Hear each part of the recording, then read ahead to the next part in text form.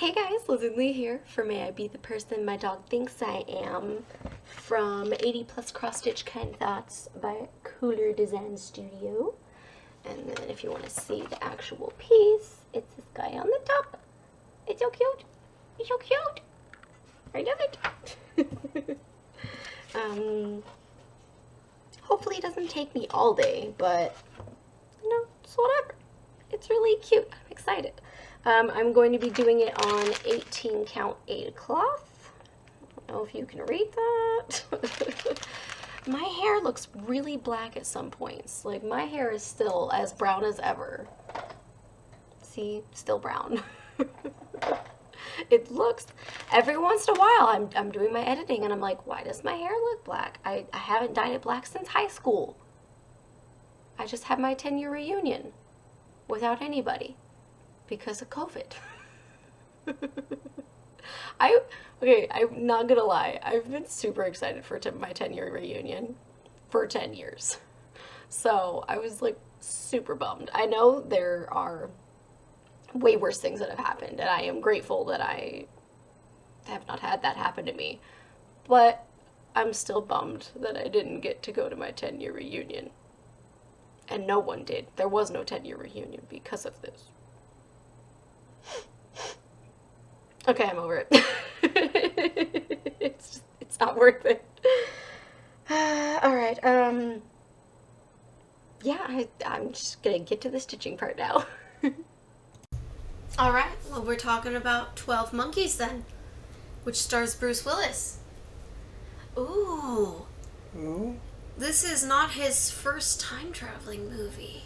He was also in Looper, right? Except this was before Looper, so this is his first time-traveling movie. Oh, I mean, he's done more than one. I wasn't trying to say I know, the and I date was in order. very Well, I'm trying to consider which one I like more.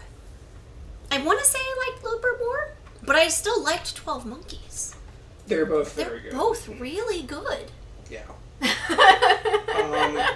Bruce Willis knows how to pick a good time travel movie to be in. It's in part by making sure it's not just about the time travel. Yes. So yeah, synopsis, this is... You're good at those. It's very early on demonstrated that Bruce Willis lives in sort of a post-apocalyptic future where this virus has wiped out most of humanity. They all live in weird hammock cages. Well, it's he's a prisoner as well, so like. Yeah, okay, well, we don't see the other people besides the scientists. Yeah, we see one of his cellmates right at the beginning and later on. Yeah, and they're in like a hammock cell thing. Oh, you mean outside of the? Well, yeah. So whatever normal society looks like. So yeah, it's not a happy future. I would be terrified. I Willis... have to pee in front of people, and I just I can't. Right. So I can't go to jail, you guys. I can't have a public toilet. I would just die. Well, I think we can wrap right here. So. No. Do your synopsis. No. Post-apocalyptic future. So not so nice future, and Willis is volunteered to go investigate the virus. So they put him in a bubble suit. They send him outside. He's collecting data. He doesn't really know what's going on. But long story short, it becomes quite apparent that they are going to send him back in time. So they do. And he winds up in a loony bin of some sort. In the 80s, was it? 70s or 80s? I think it was 70s. I think it's the 70s. And one of his cellmates is Brad Pitt, who also was really good in this movie. Kind of creepy, but it worked for what it was. Mm-hmm. Yeah, he was cray-cray. Yeah, so... And it starts to kind of play with your perceptions from there and what's going on and why things happened and yada yada yada. Because they were supposed to send him back to like 1990 and they completely missed. Yeah, he was supposed to go back to the year when the virus is released, right? I think the very first time, no, but... No? I think the very first time he was supposed to go a little bit early, like 1992 or something, but instead they sent him to like 72. 70s, whatever, and yeah. He's in a loony bin. And of course so he talks about, oh, let me call this number, and it'll be obvious that I'm from the future. And he reaches a black lady who has, 2-3 kids? Yeah. And she's just like, who are you trying to talk to? No! And yeah. he's just like, that can't be right. Oh no. That was very important. Yeah, exactly. And so, I mean, I think that's more than enough of the synopsis. It goes from there. Everything else is pretty much spoiler territory.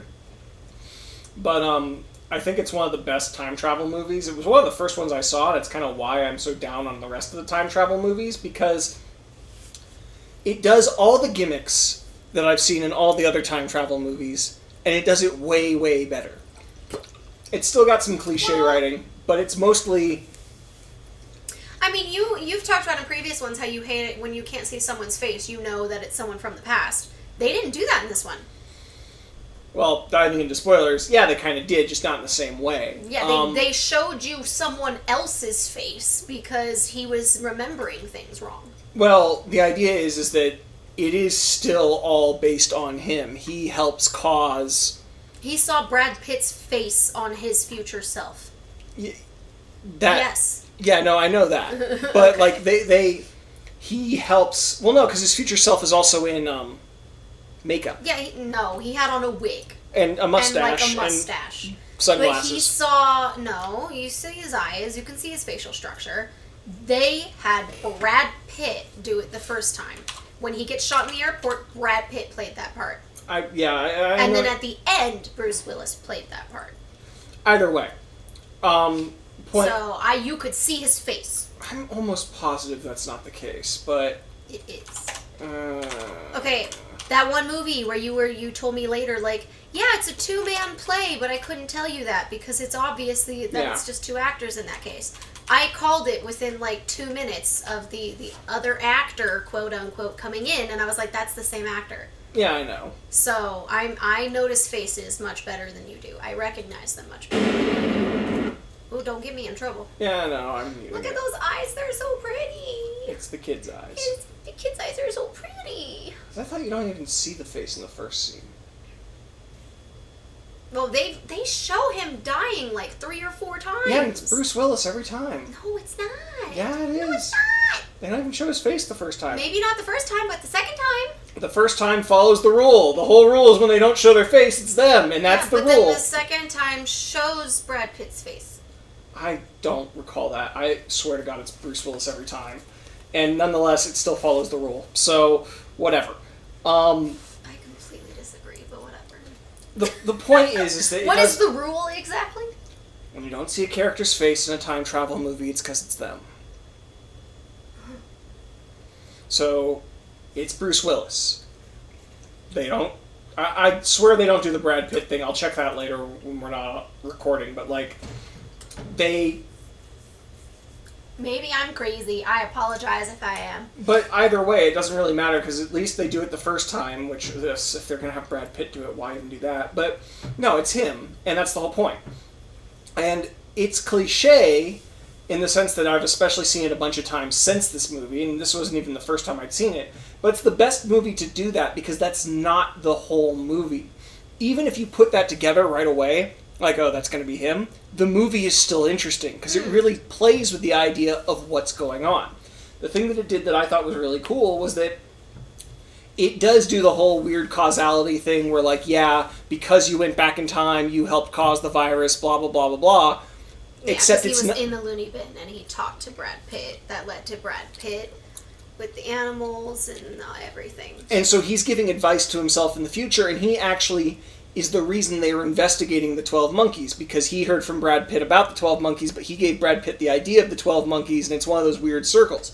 But the way the movie's clever about it to me is none of that matters, because the actual virus threat is somebody else, and he only figures it out at the very, very end, and then goes and tries to stop him. And it's not even clear if you can stop him or can't. They kind of screw with that throughout the whole movie, or whether they do or don't stop him, or if they just want to get an active sample of the virus so they can research it. But yeah, it's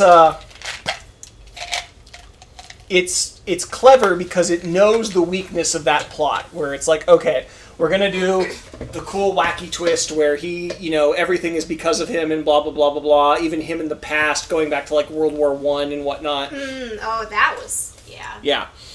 But they subvert that, and they're like, but that you can't just do that, so the other things to keep it interesting are the mild side of, like, is he actually crazy? Which, no, they make it pretty apparent early on he's not, but they still do a pretty good job with it. Well, and yeah, they do a great job with it, because the woman that slowly, eventually believes him is a huge skeptic at first, and she's just like, yeah, no, honey, you're in a loony bin. Mm-hmm. And then she's like, oh, you're kidnapping me, you're cray-cray. Yeah. And then she's like, I know you said that this boy, you know, who was missing was actually just hiding in the barn with his friends, but, you know, you probably saw it somewhere. Or actually, no, he was doubting himself at that point. She believed him. Yeah. And he was like, oh, no, you know, I probably heard it on the radio somewhere else. And she was like, I doubt it. Yeah. So that's, yeah, I liked that, where it was like, she started out as a skeptic, thinking he was crazy. And then he started thinking he started thinking he was crazy. Right, well... And then she started to believe him, because everything he had said came true. And then she had to convince him he wasn't crazy, and he was right. Yeah, and part of his problem is he starts thinking he's crazy not just because he's losing his damn mind from all this time travel, which is really taking a toll on him. Like, it's clear it's not a pretty process. But also because he hates the future, because it's terrible. So, of course, he just wants to live there and pretend that he's crazy, because if he's crazy, the future isn't a desolate hellscape that he has to return to. He can actually just stay here and live with the nice, pretty doctor lady. And just rip out one of his teeth. It's fine. Was it just one? Maybe it was just one. I thought it was more than one. I mean, I don't know. I thought he... Yeah, it was just he one. did it in the hotel bathroom. You couldn't really see. I think it was he was just spitting one. up a lot of blood, but I mean, if you any teeth, if you just rip out an adult tooth, it's gonna bleed a lot. So... Yes, as teeth in my own too. Yeah. So, yeah, I thought it was really good. I think it's one of the best examples of a time travel movie up until Looper, which is also a great time travel movie, both because they do a wonderful job of not over-focusing on the gimmick. They use it as a setting, not as the entire plot. Like, oh, wow, wouldn't it be cool if I did everything and I was the cause of everything? Like, yeah, it was cool the first time I thought of it in, like, middle school, or the first time I read a book about it, and now I'm kind of sick of it. So they don't neglect the rest of the movie just for the gimmick, and I think that's why it's so good. It's also really long, though. Well, it was a really long movie, but Yeah. I mean, it held my interest the entire time. Will I this had sync steak up with for a the little intro? while. What? Right. Oh, is this the one where you interrupted me about 12 Monkeys? I don't remember. I'm not sure. It'd be funny if it is. It might have been last week's video. Not sure. It's even better if it's before it. We're time traveling, you guys. No, so quasi segueing. What did you think of how Harry Potter handled time travel? It was okay. So, like, the thing that people if you're gonna do time travel like that, I'm fine with it. A lot of people hate it. But keeping it as, like, a trivial side thing with, like, yes, this has a lot of consequences, yes, it's a problem. You get a lot of people who are like, well, then why didn't they use it to do blah? And I don't see that as a plot hole or a loophole, because to me it takes literally one line of text from the author to say, and you can't use it for other stuff because there's horrible consequences, or there's this or X or Y. Like, I can think of 30 reasons that could be the case. Mm-hmm. So I don't need the author to explicitly tell me that, like, yeah, we've thought of that, we don't do it, you know? You can either A, assume that every single person in the book is an idiot, which, well, there may be evidence of that. In this particular case, it's just as easy to assume that, yeah, there's some rule that we don't know that makes this make sense, where it's like, yeah, you don't want to try and use it outside of trivial things like making sure you're not late for class, because you'll wind up breaking time or killing the person or whatever. Mm-hmm. Or it can't, you know, again, it's been forever since I've read the book, but I had this argument back in high school with somebody, and I came up with like 4 or 5 ways they could have narratively justified it, and I'm like, just think it's one of those. They don't say it's not, so you can either assume they're all stupid, or you can assume there's a rule you don't know. Mm-hmm. You know? I liked how they handled it. I mean, I remember when, it's been a long time since I've seen this movie, but when Hermione sees that rock, and she looks at it, and then she looks out and she sees them, and she's like, I must have distracted us by throwing this rock. So then she throws it. I was like, hey, that's really cool. Like, and then they all hide because they're like, we didn't see us throwing this at it, So they never talked about a potential paradox, but they kept it away from them seeing themselves in the past or the future. So... Well, the two things for me there are, one, I just remembered when you said that, yeah, one of my arguments was, well, of course you can't use it to change anything. The whole point of the movie was you can't use it to change anything. Mm-hmm. You can time travel to be in two places at once, but you can't change the past. So every time she time travels, she's already been there and done that by the time she's time traveled, so she literally couldn't change anything, which means the idea of using it to stop Voldemort can't work because he already did it. Mm-hmm. It's a deterministic... Well, yeah, that's why when Harry was like, oh yeah, I knew I could do it because I'd already done it. Yeah, and that's fine by me, and it already answers all this. People are like, well, why can't you just use it to blah? Well, because it doesn't work that way. Mm-hmm. And then the other thing that I think people get hung up on is the idea of paradox. Which, well, I don't know if it's actually an issue, but I just I feel like it was never an issue because it never even had the potential to occur. Yeah, they did a closed loop deterministic system thing. Yeah. And then you always get well, what if they couldn't travel back in time? And it's like, well, then they don't. I've always felt that time travel plots get lost with people arguing about things that don't exist, you know? Like, well... If you have a paradox, it destroys the universe. Not really, not according to the math, because the math says it's not possible in the first place, so doesn't mean it destroys the universe, just means it's not possible. Not that a paradox is impossible, it's that time travel is impossible. So we're already off in, nobody argues, well... Okay. Caveat, plenty of people argue, but most people don't argue about how force powers are supposed to work in Star Wars. It's magic, space... voodoo, it just works. It just works. If the writer says that it can heat things up, it can heat things up. If he says it can make people change their mind, it can make people change their mind. You don't go, well, technically, the way brain chemistry works means that they couldn't do this. You just go, yeah, that's cool. But when it comes to time travel, everybody always wants to try and mathematically... Well, yeah, obviously that's not how time travel works. You'd have a paradox. Time travel doesn't actually exist, so how do you know that? Yeah, and so you just do, there's a bunch of different narrative ways. And what's even more interesting is that all of the theories of time travel that have been out there and been explored, there's multiple ways you can take it narratively. There's the idea that, yes, a paradox will destroy the universe. That's a cool narrative tool. Now you have to make sure nothing goes into paradox, because you're not sure if it'll automatically do that, or if it could actually destroy the universe. Mm-hmm. Or there's the idea of multiverse theory, where if you go back in time and kill your grandpa, congratulations, you're in a timeline where you went back in time and killed your grandpa.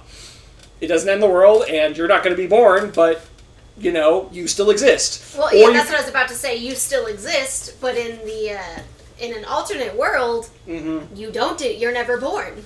Well, no, in that world you're never born. Well, yes, in this one you're never born. You're going to remain there because you can't get back to your previous timeline. Well, I mean, unless you could. Can. There's a whole bunch of... But in this current timeline that you're in, you're never going to be born because your grandpa's dead. Yeah, exactly. And it just doesn't, and there's a bunch of narrative stuff you can do with that. There's lots of really interesting ways to look at it.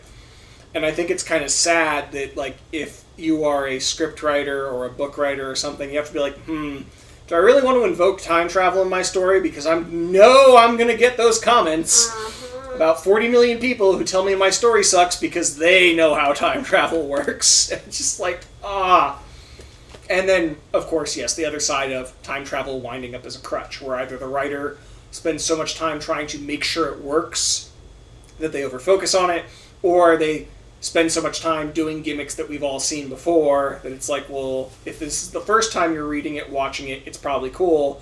And if it's not, you're like, yeah, the moment you said the word time travel, I knew exactly where we were going.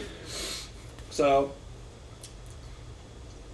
we could just change the purpose of the channel for you and me to rant about time travel. This is the 6th time I've given my sermon on it, but... Well, I mean... I think this was the last time travel movie we had to talk about for a while, wasn't it? Or was it the first? You're funny. Do you want to move on to more movies? Because I have seen Nightcrawler now. Yeah, we can talk about Nightcrawler. It stars Jake Gyllenhaal. It does, doesn't it? And he looks terrifying the entire movie. He doesn't just look terrifying. Well, yes, he acts terrifying as well. He but is terrifying. I have a huge crush on this man, all right? Jake Gyllenhaal is a beautiful, beautiful specimen of a man. And he's not beautiful in this movie. And I'm just her boyfriend. I love you. I don't love Jake Gyllenhaal. If you had hair like him in Prince of Persia, though, I would be all over that. But it was so... I mean, he was just... I don't feel like intimidating is the right term, but it's on the right track. Unnerving? Unnerving, yes. He was so unnerving. And it's so weird because I've seen him in movies like October Sky and, you know, where he's just sweet and adorable. And then you get a movie like this where he's terrifying and you're like, yes, this is a man that can act. All right, do your synopsis of Nightcrawler. Jake Gyllenhaal ruins my girlfriend's fantasies. That's not true. No, he plays a character who's... He's a thief at the start of the movie. Yeah, he's kind of I don't know if loser is exactly the right term, but like he's clearly an outcast, I think is the term I want here. Where like... Yeah. And it's not one of those sympathetic, like, oh, he's trying hard and he fits in outcast. It's one of those just doesn't quite have empathy outcasts. Like, whenever he talks, it sounds like a marketing spiel. Yeah. Or like he's pitching something, or like it's a trivia thing that he read somewhere. There's a purpose for everything he says. Yeah, and it's not just like emotional enjoyment. There's a greed-driven purpose of self-interest and selfishness. I'm going to somehow get what I want from this conversation. So, in fact, does he ever ask anyone for their opinion ever? I mean, he technically asks his intern for his opinion all the time, but 90% of the time it's just to deride him. Well, it's not necessarily his opinion so much as it is like, you know, you have to tell me what you want. Tell me what you want. Well, also and then the he'll directions. Be like, you know, blah, what? The directions, like when they're driving. He was just yelling at him for the directions. Well, yeah, he would be like, you know, I wanted you to pick the best route because I believed you read my note from yesterday. Mm-hmm. You obviously didn't read my note. Like, yeah, he is so scary. He was so intimidating. So yeah, basically he is this weird, strange, very possibly sociopathic, and they show that very early on, individual. And he gets into what they call night crawling, which I believe is an actual slang term for it in real life, which is where you run around with your car and a bunch of camera equipment, and you try to get to the scene of accidents or crimes before the police do, or as the police do, so you can get footage of it, so you can send it to the local news stations, so they'll pay you for it, and then air it, and you'll get some money, and it's potentially very lucrative because it's hard to get there in time. The sooner you get there, the more footage you can get because the cops won't block you off. And you kind of have some interesting bargaining power if it's good footage because, you know, they want to run it now. It's time sensitive. Yeah, they want to be the breaking news channel. So you've got like only a few minutes to negotiate a price. So, yeah, it's weird. And he starts to go into that career and, yeah. Moving into spoilers. He's very interesting because he's not a sociopath in the sense that you see in a lot of movies. Like, I know psychopath isn't technically the term, but a lot of movie sociopaths fall into like that non-science term of psychopath where like they derive pleasure from harming others. I don't really believe he gets pleasure from harming other people. No, I think he got pleasure from recording things that he knew was going to make. It's all about money. And and he is wanted solely to frame greedy. it. He made a big point of learning how to frame something properly to make it most ideal for viewers. Yeah. Because he would get more money from that. Like, everything he does is motivated by self-interest and almost more specifically greed. Mm-hmm. But he's not your traditional Gordon Gekko, like, or Scrooge McDuck, like, hoarding my dollars greedy. I'm Scrooge McDuck. Yes, dear.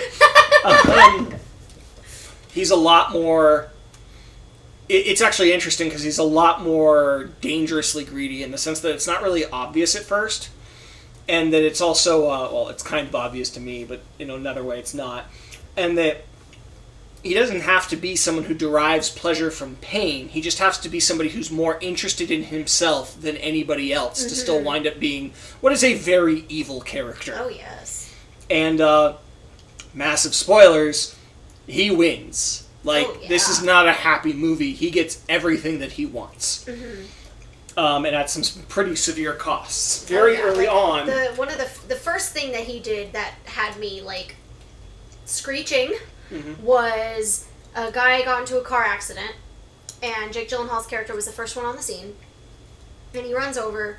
And, well, no, he wasn't the first person on the scene, right? There was someone calling 911. Well, yeah, But there was the other were- person from the accident. Yeah, they were down the street. Yeah. So he went over to the other person that was in the accident that had been ejected from their vehicle, And- or at least pulled from their vehicle. Like, the guy was right next to his car. And Jake Gyllenhaal's looking around, and he sees there is a street lamp a couple yards away from where the victim is. He drags this guy to the light for the street light so that he can get a better shot. And that wasn't even halfway through the movie. That was pretty early on. Yeah, it's pretty early. And so he records. And I was just like, this is so wrong. Like, even if that guy's already dead, like, that's disgusting. You're moving a dead body. What's wrong with you? Mm-hmm. You know, like, he's dead. Honor the dead. If he is still alive, you're moving him. You could potentially make this worse. If he has a broken rib that's, you know, about to pierce him in the lung, and you move him and it shifts and it gets pushed into his lung, you just killed him. You know, or at least you made his situation that much worse. And so, and that wasn't even the worst thing that he did. No, not by far. And so, like, yeah, that very quickly early on establishes that, hey, I could gain from his body being somewhere else. I'm going to move him. And he's willing to do it. I have no qualms whatsoever about the consequences. Mm-hmm. So eventually he starts doing well. And He starts doing amazing. He gets a great car, and he gets great camera footage, but he doesn't care. I don't know. He doesn't even care about material things. He gets a good car because he wants a fast car that turns really well because he wants to just drive and get somewhere first. He wants really good equipment so that he can get a better frame, so he can get better quality, so that he can get better footage. He never upgrades his apartment. He lives in that crap hole the whole time. Well, I was never clear on if he ever got to the point where he could, because like everything he did while his car is flaunty, like there are other, but it is practical. Like everything he bought was for the job. Well, that's what I said. He got the car because he wanted one that could go fast and can turn really well. Which makes me wonder, did he ever have the money to upgrade his living situation, or was it all being reinvested back in the business from his point of view? Because, like, okay, that's like a $60,000 to $100,000 car. Have those vans, but we don't know. You never see his apartment after that, or at that point, so you don't know if he's upgraded or not. Well, and to be fair, given his character, I'm not sure if he ever would, because what's the point in upgrading my apartment? I won't get more money if I upgrade my apartment. I'll get more money. He wants to invest more into the company so he can get more money from that. So but that's the thing. He just wants money for the sake of money? Rather than actually for material things. Yeah. I can kind of relate to that. I love to buy dragons, but I also love to just save money. Yes, dear. So, yeah, I mean, he, it's really unnerving throughout the entire movie. He eventually gets an intern, and that's also kind of unnerving, because you're basically seeing him.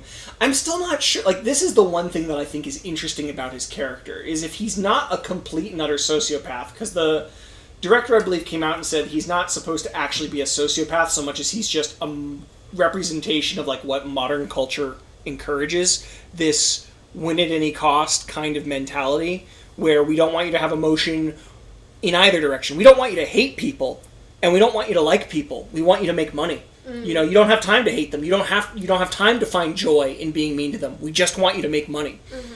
And if you look at it from that way, like, I do wonder if some of what he was doing with the intern, I think it's almost more interesting, is, like, him actually trying to bond. Like, there is no doubt that, like, 90% of his interaction with this intern is He's just trying to make him into what he wants so that he gets mental better manipulation, shots. yeah. Just get what I need. But I do wonder if some level of it is, like, no, I need you to be better, and so this is the closest I can come to bonding with somebody, is trying to teach you to be better in the way that I earnestly believe will make you better. It's by putting you down. Oh, yeah, I mean, he's horrible about it. Oh, absolutely horrible. Yeah, but... He gets the guy killed in the end! Well, yes, so that is... We're already in spoiler territory. Alright, so that is the big reveal, is at some point he finds a break-in to a home in the suburbs. And he gets there literally while the killers are escaping after hearing gunshots. And he footages them escaping in their car. And then he goes... Footages them. He records them. I'm really tired. He gets footage. He foots them. So he then goes inside and gets footage of all the dead people in the house. And they very purposefully, I think, do something super clever where they don't show the shots that you want to see when he's in the room. It's only once someone's paid to see the footage that you get to see the footage that you wanted to see. Because you were like, oh my gosh, I can't believe they aren't going to show her dead body. Oh, well, no, I said I knew they wouldn't show it until he got to the newscast. But I was like, I still want to see it now. And then the other big one is the baby. Because there's a crib, and he takes footage of the crib, and they don't show you if the crib has a dead baby in it or not until the news station pays for the footage and watches it themselves, which I think is a really clever way of doing that whole scene. The crib is empty. The body in the kitchen is alive. He coughs. Yeah. And Jake's character just keeps filming, and then he leaves. Yeah, he does nothing. And the footage that the news people get does not include the coughing. Yeah. So, as far as the newscast people know, dude was dead the entire time. So he had the potential to, like, roll this guy over and, try and, give CPR, anything. And he chose not to because he was just there to get his shot. Yep. Yeah. No. Why would he? There's no... And so the big thing that comes out is he tells his intern all this, which is, again, interesting, because if you were just manipulating him, he wouldn't tell him. Yeah, he straight up tells him, like, yeah, one of the guys in there was alive. Yeah. And that he's hidden the footage of the license plate and the people's faces. So they're going to go track down this guy. They're going to find him. They're going to wait for him to leave his house. And then they're going to report him to the police in a public place so that hopefully it's a shootout. Because he wants to get a good shot of it. So long story short, this happens. But just before it happens, after telling his intern all this, he says, and I want you to be promoted, so I'm going to pay you more. And the intern negotiates poorly for more pay. Oh, yeah. And he even tells him, like, yeah, you could have gotten way more. But then doesn't give him another raise. And then they're discussing turning in these two guys and that there is a $50,000 reward. And so the intern's like, half. Then Jake Gyllenhaal's character is like, like 25%. And then the guy's like, no, half.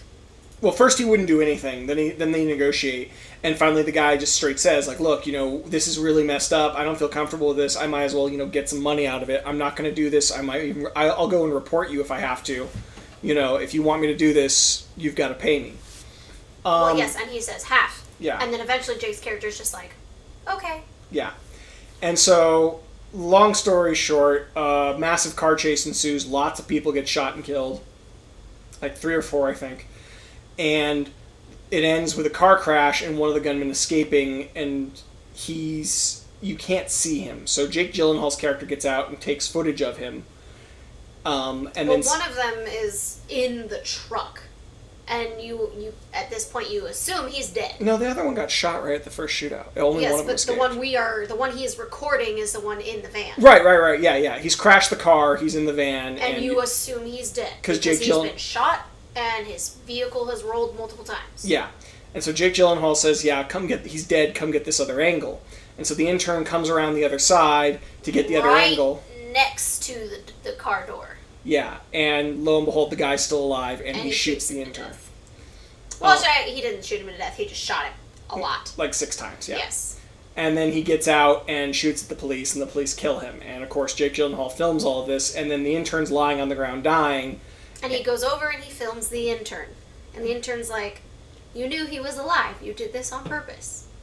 And then Jake Gyllenhaal's character is like, yeah, and, you didn't give me any opportunity to bargain. You took my bargaining power and you used it against me, which, I think is a really big point of, how his character thinks and is.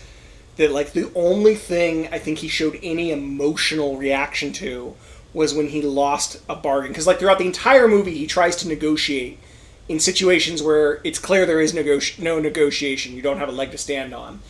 And so the one person who ever, did something to him that he didn't like, who actually, listened to what he even said, because he taught him how to do that, that's the one that, it's implied this is, to me, the one thing he did that was emotional, not just greed-driven. Mm-hmm. And it was also still greed-driven, because now I don't have to pay him. But yeah, I mean, he didn't say, I need all that money. I want all the money. He said, you took away my bargaining. Yeah. And so it's just like, yeah. And it's just so cold and dark. And lo and behold, So creepy. he goes on to sell the footage for a ton. The woman who is almost certainly emotionally, if not physically abusing, who is the station head, and is picked up in the worst date ever. Oh, that was a creepy date. That was incredibly awkward. It's like a business pitch more than a date, and I mean that like a hostile business pitch, not a, comfortable one. Mm-hmm. And I thought our first date was a little awkward because, you went into the movie without me, but that was way, way better. Okay. So I can defend myself with some context. I was late for the I feel like movie. we've already talked about it, haven't we? Well, we're doing it Okay. again. Okay, so we were going to Thor Ragnarok. I got there first, and I got a blue raspberry, because we had discussed previously with John what the best icy flavor is. And I was like, I like the blue ones. And David was like, yeah! And so we bonded over that. And so I was like, I'll get a blue icy, and maybe, we can both drink from it, and, woohoo. And I just sat outside the food area, outside the theater, waiting. So I was running late. Not tremendously late, just a little bit late. And then I got there, and I went and I paid for my ticket through the machine payments, because I'm running a little bit behind, and there's like a family who is at the front of the line and doesn't know what movie they want to see, which kills me. For the record, if you do that, please stop. Pick a movie before you get to the front. That's all I ask. Honestly, do it while you're waiting in line. It's not that hard. There were like 6 of them. So anyways, I'm like, oh yeah, there's no way I'll get through fast enough. So I go to the machine, and I buy my ticket, and I look at the ticket, and it's wrong. And I'm like, it's not even close to right, or it didn't give me a ticket. I forgot what the specifics were. I'm pretty but I'm sure it like, was the wrong movie, because you had said it did it to Yeah. the guy after you or before you. Before me. Yeah. So both me and this other person are now in line behind the family that wants to discuss the merits and Google every single... it's literally almost a comedy how bad this was. I thought it was a frickin' setup. So, either way, eventually I get to the front of the line, and they were like, yeah, this is broken, whatever. So they give me my ticket, and I go in, and I rush in, because I'm like, oh, I'm, 15... Well, previews had ended, and we were 5 minutes into the movie when we got in there. I'm sorry, we? I. There you go.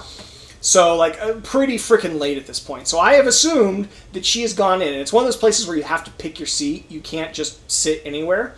So I just picked a seat up front because it was already packed. And I knew front would be clear. And I'm like, well, I don't want to force her to come sit up front with me. I know a lot of people don't like that. But I don't mind. And she's already sitting down, so I'll just go watch the movie, and I'll meet up with her afterwards, and we can talk about it. And so I'm sitting there, and I get a text where are you? And I'm like, oh, I'm up front. And then she came in and sat down next to me, and I'm like, oh, cool, she came in from up back, because I thought you were in the theater. You skipped over my part of this story, so I am looking around as I'm drinking this icy, and I'm just like, where is he? The movie's starting, their preview's probably already going. So if the movie was supposed to start at 7, I texted you at 7:05, and I was like, where are you? And you were like, oh, I'm up at the front. And I was like, what the heck? He's already in the theater. Okay, I don't know how he walked right by me and I didn't see him. He's a giant. I looked for you. Okay. I didn't see you. You claimed this. You didn't say it in your story, but you claimed it. Because I said it 100 times. I went to the line, and there were way more people in line than just a family and a guy ahead of me. So I got a ticket, and I was like, well, he didn't tell me what seat he was in. He just said he was near the front. So I picked a seat near the front, and I was like, hopefully I get to sit next to him. I didn't know you didn't have a ticket. I got a ticket, and I rushed in, and if you have seen Thor Ragnarok, it was past the point where he was strung up in the chains and spinning, and so I was making my way towards the front, because I was like, I have an assigned seat, but if I can see him, I will try and sit next to him instead of my assigned seat. And thankfully, again, he's a giant, so I found him, and I sat next to him, and I was just like, huh, And I watched the movie again with my brother so I could see the first 10 minutes of the movie and I could understand, how it started. I'm glad we Because agree this is David not my fault. went to the movie without me and ignored me.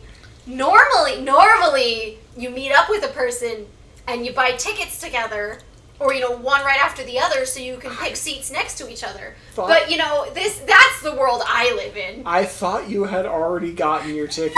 No! I said I was waiting for you in front of the food stand. Well, the food stand is after the ticket stand, so I assumed you'd gotten Yeah, your but ticket. it's before the theater. Yeah, but I assumed you'd gotten your ticket, gone in and got food, and we're waiting. Then why didn't you look for me out by I the did. food place? I did. You went into the movie theater. I looked. You weren't there. Yes, I was. No, you weren't. Yes, I was. Why didn't you see me go in if you were there? It works both Oh, ways. there's 2 entrances? Because I swear, to this I'm gonna day... go back and set up like No, I'm line telling you, of sight lines and like, see, statistically speaking, it's physically impossible that you would not have seen me. Well, because I just...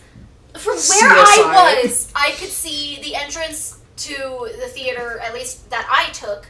I could see the entrance to the building, and then to my right, kind of behind me, was where the ticket stand was. So I was just like, unless you managed to go on my left around the food stand, like my view, I should have seen you. Because I was actively looking for the So hot this is tall all guy. your fault. I'm glad we agree. No, you could have been like, you should have hey, seen- I'm here. I got a ticket. Where are you? Or, hey, I'm going to get my ticket. Where are you? You could have done anything because I told you I was there and waiting. I had to pick the ticket quickly. No, you didn't. You could have called me and been like, hey, I'm here. I thought you were in the theater. Well, you didn't still answer could your have done phone. that. It was prior to the movie starting. And you could have seen me. I'm just saying. No. This is all your fault. No, it's your fault. It's all yours. Love you. So. And that is the end of May I Be the Person My Dog Thinks I Am.